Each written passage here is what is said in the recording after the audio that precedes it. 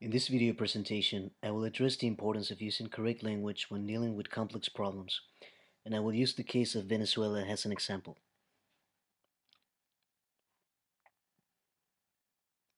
Venezuela is no longer a country politically speaking because there's no democracy.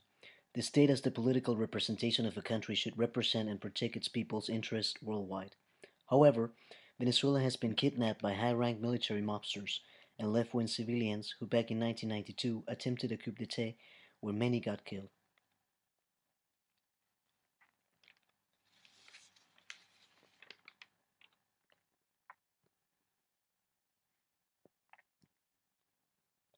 According to Thomas Hobbes, the state arises from the need of protection from each other. A state's main concern should therefore be providing safety to its people. Although they call center-right or far-right wing supporters for bourgeois, they act like a monarchy themselves, supported by criminals and naive individuals seduced by populism. So, can Venezuela be a state and politically speaking a country when there are no rights? The totalitarian regime of Maduro has given away a huge part of the land and oil contracts to superpowers such as China and Russia. In this way, they ask for loans that will ensure their portion and their position in power at the expense of social ruin and extreme inflation. In 2011, the Moscow-based Center for Analysis of World Arms Trade reported that Venezuela was Russia's largest purchaser of armaments for ground forces. Venezuela subsidized Cuba likewise to the tune of around 3.5 billion a year by sending an estimated 115,000 barrels of oil a day. In exchange, Cuba has sent thousands of so-called doctors, most of whom are spies. Cuba has indeed infiltrated the Venezuelan army and public registry. So is Venezuela really a country when it's invaded by Cubans, Russians, Chinese, and more recently terrorist Iranian cells such as Hezbollah?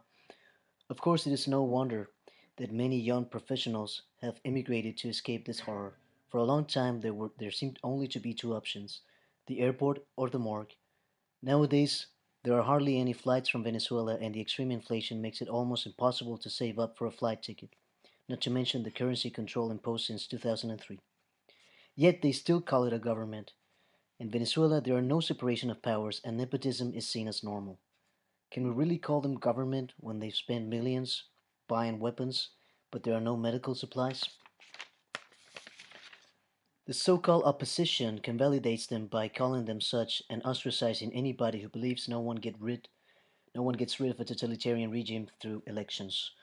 They have created the official opposition to suit their needs perfectly. This opposition exploited the messianic hope for a strong figure that would save us in the persona of Enrique Capriles, who let down more than 7 million Venezuelans who voted for him, and is still part of the collaborationist opposition. Once we get rid of the superhero nonsense fantasy and begin calling things by their rightful name, we will be closer to closure. Only critical thinking, a clear stand against injustice, and embracing reality can save us from the situation we're in. There must be absolutely no ambivalence or tolerance when faced tyranny.